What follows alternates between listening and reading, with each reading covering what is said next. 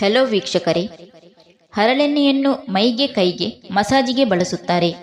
ಇದು ದೇಹಕ್ಕೆ ಹೊಳಪು ಮತ್ತು ಚರ್ಮವನ್ನು ಬಿಗಿ ಮಾಡಿ ನರನಾಡಿಗಳನ್ನು ಸಡಿಲಗೊಳಿಸಿ ಮೈಕೈ ನೋವನ್ನು ಕಡಿಮೆ ಮಾಡುತ್ತದೆ.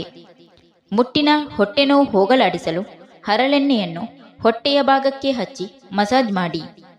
ಕೂದಲಿನ ಸಮಸ್ಯೆಗಳಿಗೆ ಈ ಎಣ್ಣೆಯನ್ನು ಬಳಸಲಾಗುತ್ತದೆ. ಹರಳೆಣ್ಣೆ ಕೂದಲಿಗೆ ಹಚ್ಚುವುದರಿಂದ ಕೂದಲು ಉದ್ದ ಮತ್ತು ದಪ್ಪವಾಗುತ್ತದೆ. ಹರಳಿನ ಸಿಪ್ಪೆ ತೆಗೆದು ಬೀಜವನ್ನು ಎದೆಹಾಲಿನಲ್ಲಿ ತೇದು ಕಣ್ಣಿಗೆ ಹಚ್ಚಿಕೊಂಡರೆ ಕಣ್ಣುರಿ ನಿವಾರಣೆಯಾಗುವುದು. ಕಣ್ಣು ಕೆಂಪಾಗಿದ್ದರೆ, ಕಣ್ಣು ಚುಚ್ಚುತ್ತಿದ್ದರೆ, ಕಣ್ಣಿನಲ್ಲಿ ಯಾತನೆ ಉಂಟಾಗುತ್ತಿದ್ದರೆ ಎದೆಹಾಲಿಗೆ ಶುದ್ಧವಾದ ಹರಳೆಣ್ಣೆಯನ್ನು ಮಿಶ್ರಣ ಮಾಡಿ ಕಣ್ಣುಗಳಿಗೆ ಹಾಕಿದರೆ ಶೀಘ್ರವೇ ಎಲ್ಲ ವೇದನೆಗಳು ಪರಿಹಾರವಾಗುವುದು ಮತ್ತು ಸುಖನಿದ್ದೆ ಬರುವುದು.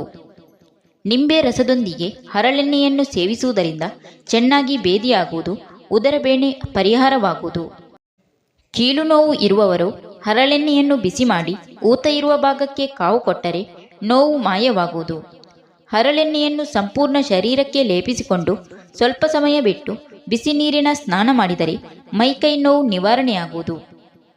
ಹರಳೆಣ್ಣೆಯನ್ನು ತಲೆಗೆ ಹಚ್ಚುವುದರಿಂದ ದೇಹಕ್ಕೆ ತಂಪಾಗುವುದು, ಕೂದಲು ಚೆನ್ನಾಗಿ ಬೆಳೆಯುವುದು, ತಲೆಯಲ್ಲಿ ಹೊಟ್ಟು ಏಳುವ ಸಂಭವವಿರುವುದಿಲ್ಲ.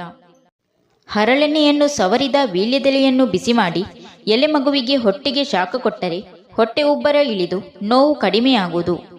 ಮಲಬದ್ಧತೆ ಸಮಸ್ಯೆ ಇರುವವರು ಹರಳೆಣ್ಣೆಯನ್ನು 1 ಚಮಚ ಖಾಲಿ ಹೊಟ್ಟೆಗೆ ಸೇವಿಸಿದರೆ ಮಲವು ಚೆನ್ನಾಗಿ ಬರುವುದು. ಆದರೆ ಹೆಚ್ಚಾಗಿ ಸೇವಿಸಿದರೆ ಗುದದ್ವಾರವು ಸಡಿಲ ಆಗುವ ಸಾಧ್ಯತೆ ಇರುತ್ತದೆ. ಗುದದ್ವಾರದಲ್ಲಿ ಉರಿ ಅನುಭವವಾದರೆ ಹರಳೆಣ್ಣೆಯನ್ನು ಗುದದ್ವಾರಕ್ಕೆ ಹಚ್ಚುವುದರಿಂದ ನೋವು ಶಮನವಾಗುವುದು.